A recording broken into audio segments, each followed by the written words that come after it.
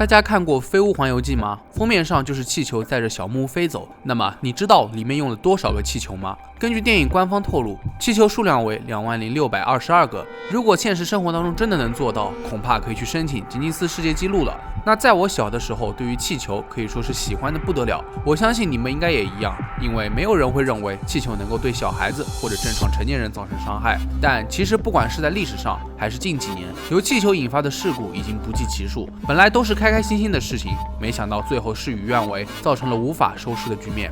那么气球究竟能给人们带来怎样的灾难？本期就和各位讲一下这2起气球引发的血案。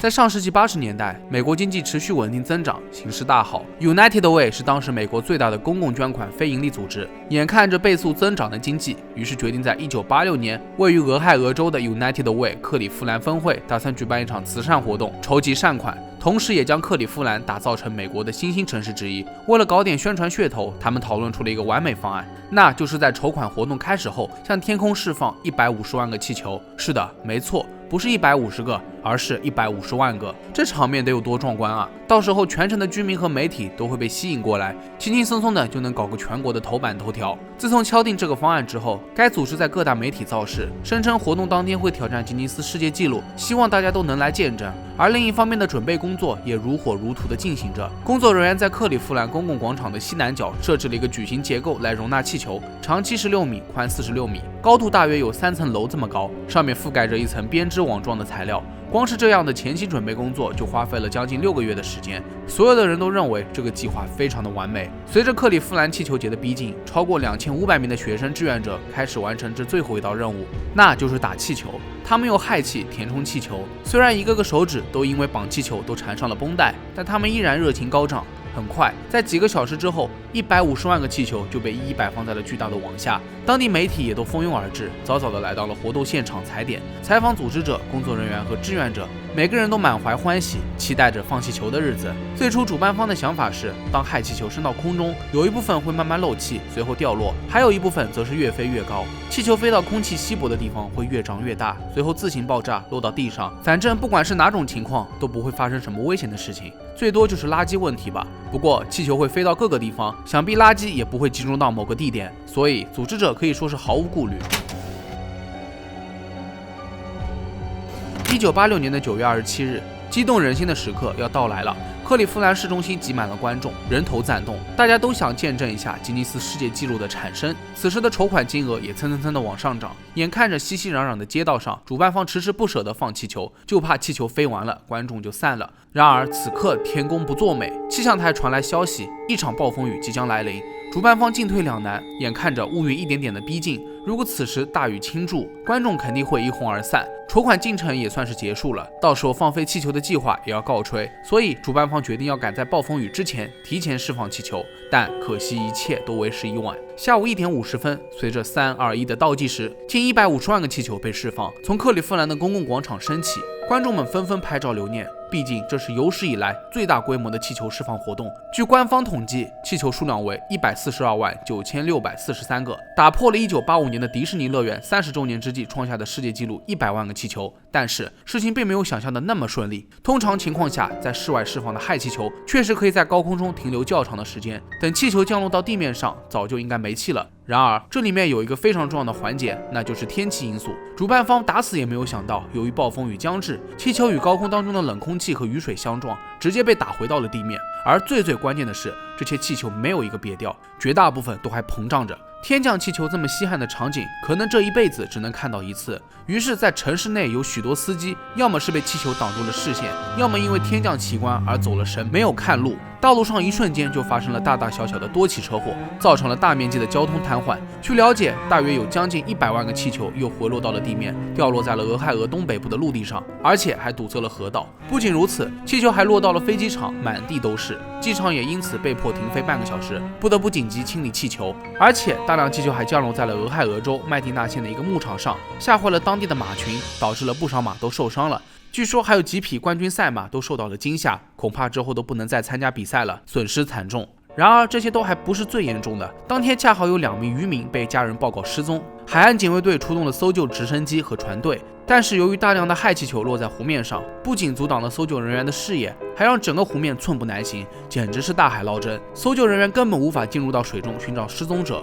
要是换作平时，浮出水面的人头或者橙色救生衣都是非常醒目的。现在呢，湖面上面几十万个橙色气球，很难分辨哪个是遇难人员，严重阻碍了搜救进度。就这样，几天后等来的结果已经是尸体被冲上岸，2名失踪者全部都遇难了。1986年，克利夫兰是一座正在复苏的城市，所有的人都希望气球节能够将这座城市带到新的高度，克利夫兰也能够完成这伟大的壮举。所以，见证一项新的吉尼斯世界纪录的诞生是再好不过的宣传方式了。但人算不如天算，碰到恶劣的天气，本来这项活动是为了给慈善机构和克利夫兰带来正面的宣传，但最终却成为了一场灾难，也成为了一段不小的黑历史。最后，主办方和克利夫兰政府面临着大量的诉讼，许多受害者联合起来要求赔偿数百万美元。按照原计划，当天释放的气球当中，每2个就可以得到1美元的善款，即使满打满算，主办方最多也只能筹得70多万美元。但是这件事情引发的交通事故、渔民灾难、机场停工、马匹损失等等，可以说是赔得连裤衩子都不剩了。由于这次活动造成的巨大影响，吉尼斯决定不再测量对环境不利的事件。而且虽然当天克利夫兰确实创造了世界纪录，但后来在吉尼斯世界纪录大全当中还是取消了这一类别。说句不厚道的，我想他可以重新申请一下世界上亏损最多的慈善机构，恐怕也能够拔得头筹了。其实想要被认可有很多途径，并不是只有吉尼斯世界纪录这一条路。回看当时的录像，虽然很壮观，但是这么多的气球，黑压压的一片，我都感觉有点喘不上气来了。更可怕的是，既然整个城市都认为这是一项完美的计划，没有人提出异议，我想当时应该也有人会觉得不妥吧。但是胳膊拧不过大腿，大家都特别想完成这一壮举，质疑的声音早就被淹没。只能说这是一项特殊的记录。活动开始前，每个人都翘首以盼，结果却是乐极生悲。而那些气球最终去了哪里了呢？也许成为了杀死鱼饵和鸟儿的武器，也许已经永远地沉入了海底。或许对于动物来说，人类才是最可怕的那一个。那么，如果你觉得小气球可能不一定会人类造成致命的伤害，那么大气球怎么说呢？发生在2013年的热气球坠毁事故，再一次敲响了人们的安全警钟。本来是一场浪漫的热气球之旅，现在变成了一场高空噩梦。说到热气球，恐怕大家都会想到浪漫的土耳其。其实，埃及的卢克索也是一个不错的选择。大家想象一下，你乘坐的热气球飞过埃及的帝王谷、卡纳克神庙，古代雕像就在你脚下，而远处的尼罗河、大片的城市与村庄都能够尽收眼底。在热气球的烘托之下，日出的景象是不是更能够增添震撼的感觉呢？对于满怀期待的游客来说，热气球之旅可是重头戏。但谁都没有想到的是，这些旅客最后为了自己不被烧死，不得不跳下热气球，有的活活摔死，有的身受重伤。2013年的2月26日，埃及时间上午7点钟，满载着20名游客以及1名操作员的热气球准备降落在地面上。这是天空邮轮公司运营的热气球，在当地也算是规模比较成熟的运营公司了。然而，在距离地面仅有3到5米的时候，连接吊篮内燃气罐和引擎的软管出现了故障，燃油泄漏引发了火灾。一个热气球才多大点地方，眼看着气球要变成火球了，其中一个操作员和英国游客不顾一切地从上面跳了下来，殊不知这一跳，吊篮突然减轻重量，影响了里面的平衡，热气球也迅速升到了空中，数百米开外的地方也能看到浓浓的黑烟。根据目击者描述，随着热气球上升，又大概有5、6个游客在往下跳，其中有的人身上已经着火了，跳下来像是个火人，生死未卜。然而当热气球升上300米的高度时，发生了巨大的爆炸声，有的游客只能被困在火海中，最后跟随着热气球一起坠入了卢克索遗弃的甘蔗田。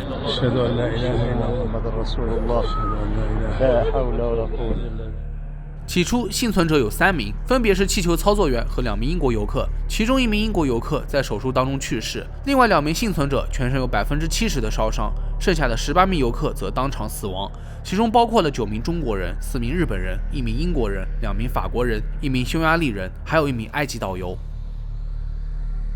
悲剧发生之后，调查小组赶到了现场，对热气球残骸进行了仔细的检查。他们还翻看了数十个视频片段，已知热气球起飞的时候，一切都平稳运行，没有任何恶劣空气等异常现象。当热气球马上迎来了最后一段旅程的时候，它开始在纪念碑区域上空爬升和滑行。此时，操作员通过无线电联系地勤工作人员，告知他们自己会选择在甘蔗田附近的开阔地段降落。请他们做好准备。这看似一切都在掌控之中，但突如其来的大火让所有的人都慌了阵脚。然而，关于事故发生的原因，一开始都众说纷纭。有人说是起飞之前，维修人员没有进行常规的检查工作，操作员也没有按规定飞行。还有的人认为爆炸是在地勤工作人员固定热气球时发生的。后来调查小组去询问了气球操作员，他当时正在烧伤科接受治疗。根据操作员的回忆，自己无法确定火源在哪里。起火的时候，他第一时间去拿灭火器，但火势太猛，根本就无法靠近。自己从吊篮里跳了下去后，就失去了知觉。他还声称自己在起飞前有做过常规检查，在确认无误后还签了字。根据调查小组重建的残骸来看，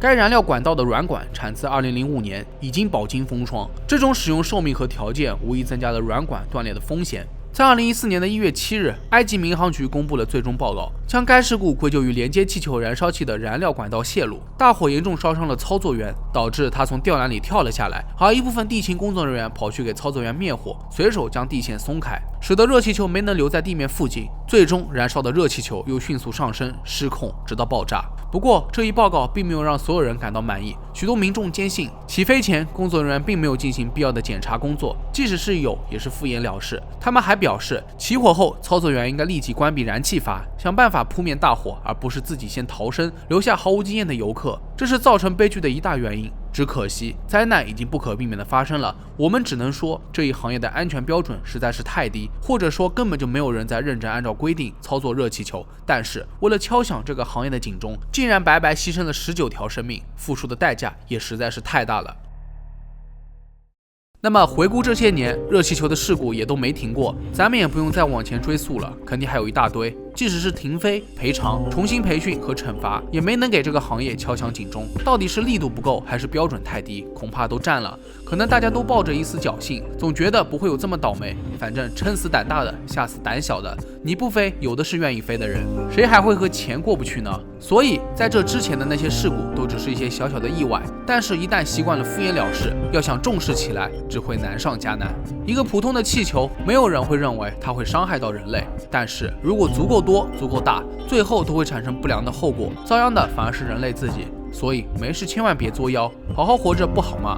非要去做热气球，非要去搞150万个气球起飞。那好了，本期视频到这里就结束了。各位在生活中还会碰到什么离谱的事故？可以在评论区下方留言分享一下。那如果你觉得视频做得还不错的话，也别忘了点赞、收藏和投币。我是正正，咱们下期视频再见吧。